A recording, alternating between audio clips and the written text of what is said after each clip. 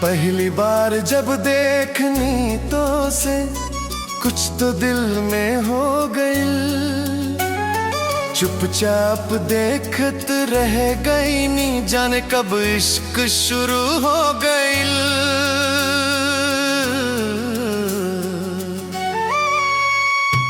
तो हर हंसी लागे चांद से उजली, बातन में जादू भरल बा, तोहरे नाम से ही ये साजन, मोर हर एक सपना जुड़ल बा।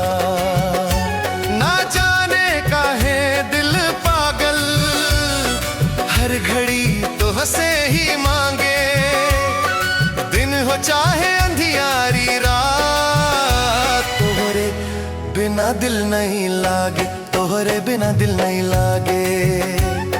सांस चले पर जी नहीं पावे, तो से जुड़ल बा मोर हर खुशी, तोहरे बिना कुछ ना भावे, तोहरे बिना दिल नहीं लागे।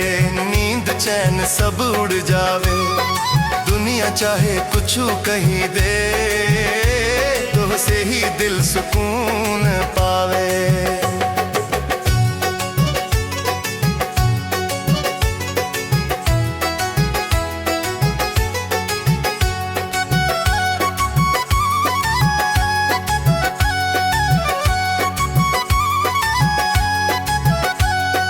तोहर काजल तोहर बिंदिया, दिल पे करेला सीधा वार, लाज से जब तू नजर झुकावे, धड़क जला दिल बेकरार। तोहर पायल के छन छन सुन के दिलवा नाचे झूमे लागे, तोहरे बिना ए जान हर खुशी अधूरी लागे। तो से मिलके समझ में आयल, प्यार के मतलब क्या होला, तोहरे बिना ए साजन हर सपना अधूरा होला, तोहरे बिना दिल नहीं लागे। सांस चले पर जी नहीं पावे, तो से जुड़ल बा मोर हर खुशी, तोहरे बिना कुछ ना भावे, तोहरे बिना दिल नहीं लागे। नींद चैन सब उड़ जावे, दुनिया चाहे कुछ कही दे, तो से ही दिल सुकून पावे।